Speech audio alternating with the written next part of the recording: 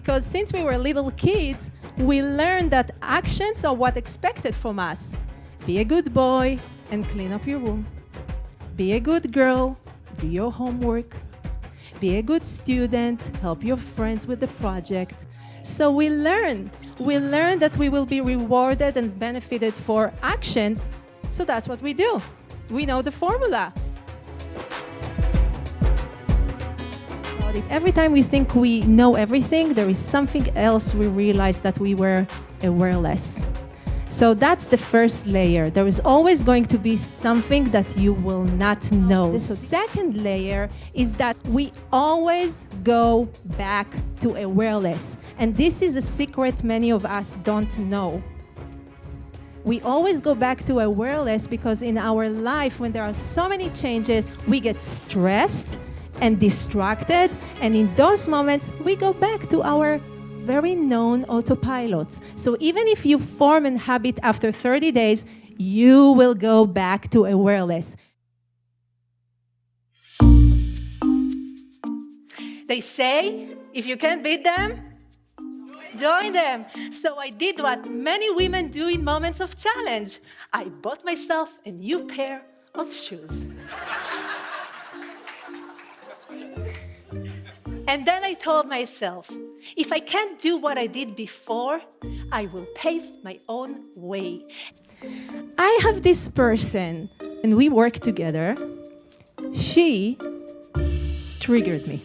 When we were together in the same meeting room, I had to hold my body and my face, and every time I got into the room, I would say, this time I'm going to be different with that person. And you know what the worst thing is? When I see her name in my inbox. You're gonna look at your opponent and you're gonna tell them,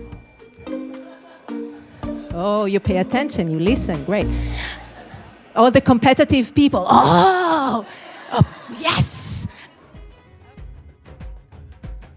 For me, daring is about taking that step to establish that trust, but not only with other people, also with ourselves.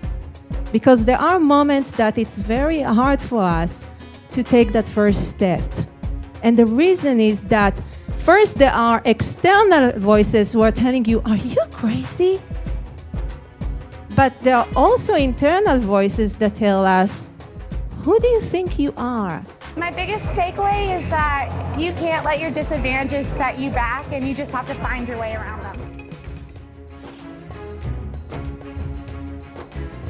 The same happens with energy. It's high one day and it will go low. So take advantage when it's high.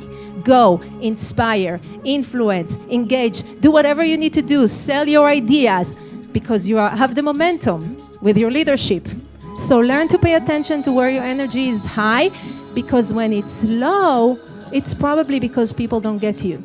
They don't understand you, they don't follow your ideas, and it means that you are missing some clarity. The clarity is the vision, the mission, the why, and values. I promise you that when you define that, you will have a lot of energy.